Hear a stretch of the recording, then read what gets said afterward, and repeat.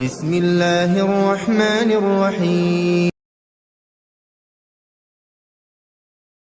يا أخي يا أختي என் சகோதர சகோதரியே, உன் வாழ்க்கையில் சிரமமா? உன் வாழ்க்கையில் கஷ்டமா? உங்களுக்கு நோயா?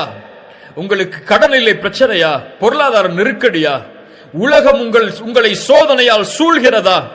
எப்படி வெளியேறுவது என்று வழியை நீங்கள் தேடிக்கொண்டிருக்கிறீர்களா? எப்படி நான் இதிலிருந்து மீளப் போகிறேன் என்று எண்ணிக்கொண்டிருக்கிறீர்களா? இவ்வளவு பெரிய நஷ்டம், இவ்வளவு பெரிய தோல்வி, இவ்வளவு பெரிய இழிவு, யார் என்னை இதிலிருந்து மீட்க முடியும்?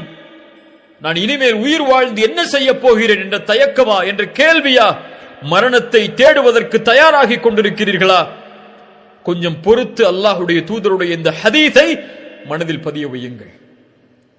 அல்லாஹுடைய தூதர் இப்னு அப்பாஸுக்கு சொன்னார்கள் ரலியல்லாஹு அன்ஹு, அவர்கள் சிறு வயதில் இருந்தபோது அந்த அறிவுரை எமக்கும் தான்.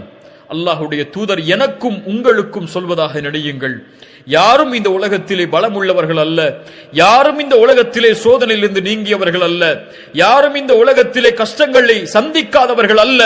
எல்லோரும் இந்த உலகத்திலே அவர்களுடைய சக்திக்கு ஏற்ப சிரமத்திலும் கஷ்டத்திலும் தான் வாழ்கிறார்கள்.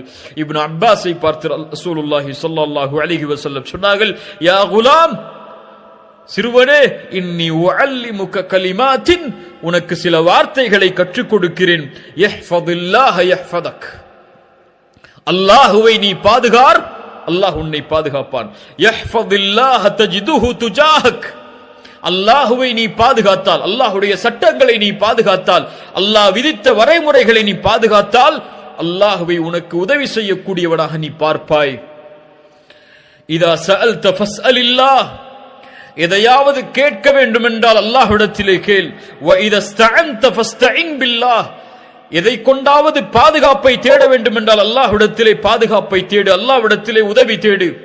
வஅலம், அறிந்து கொள் இப்னு அப்பாஸே, அன்னல் உம்மத லபிஜ்தமஅத் அலா அன் யன்ஃபஉக லம் யன்ஃபஉக பிஷைஇன் இல்லா கத் கதபஹு அல்லாஹு லக் வ லபிஜ்தமஉ அலா அன் யதுர்ருக பிஷைஇன் லம் யதுர்ருக பிஷைஇன் இல்லா கத் கதபஹு அல்லாஹு லக். வானத்தில் பூமியில் உள்ள எல்லாரும் உனக்கு ஒரு நன்மையை அளிக்க ஒன்று கூடினால் அல்லாஹ் நாடாமல் அந்த நன்மையை உனக்கு கொடுக்க முடியாது. வானத்தில் பூமியில் உள்ள எல்லோரும் உனக்கு ஒரு தீமையை அளிக்க ஒன்று கூடினால் அல்லாஹ் நாடாத வரை அந்த தீமையை உன்னிடத்திலே கொண்டு வர முடியாது. உங்களுடைய கடனை நீக்க முடியாது, உங்களுடைய நோயை நீக்க முடியாது, உங்களுடைய கவலையை நீக்க முடியாது, உங்களுடைய குடும்ப பிரச்சனைகளை நீக்க முடியாது. ஒட்டுமொத்த உலகம் ஒன்று சேர்ந்தாலும் அல்லாஹ் நாடாதவரே, அல்லாஹுடைய நாட்டத்தை நீங்கள் கொண்டு வந்தால்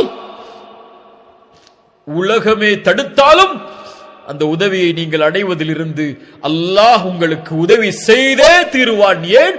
அவனல் காதிர், அவனல் கதீர், அவனல் முக்ததிர். அவனுடைய ஆற்றலை எதுவும் மிஞ்சாது.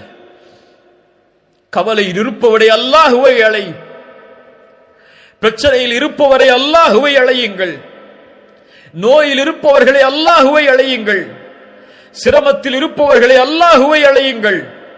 எந்த பிரச்சனையாக இருந்தாலும், எந்த தேவையாக இருந்தாலும், எது உங்களுக்கு வேண்டும் என்றாலும் ரப்பிடத்திலே கேளுங்கள். அவனுடைய ஆற்றலில் எதுவும் குறைந்து விடாது கேட்பதால்.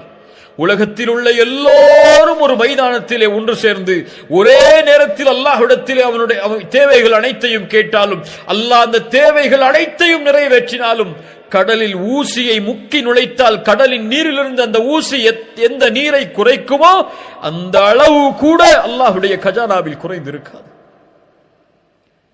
அந்த அல் காதிரின் மீதா நம்பிக்கை இல்லாமல் இருக்கிறீர்கள்? சுப்ஹானல்லாஹ்.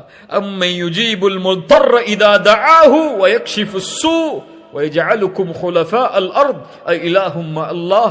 கஷ்டத்திலே சிக்கி தவிப்பவன் அழைக்கும் போது அந்த அழைப்பிற்கு பதில் கொடுப்பவன் யார்?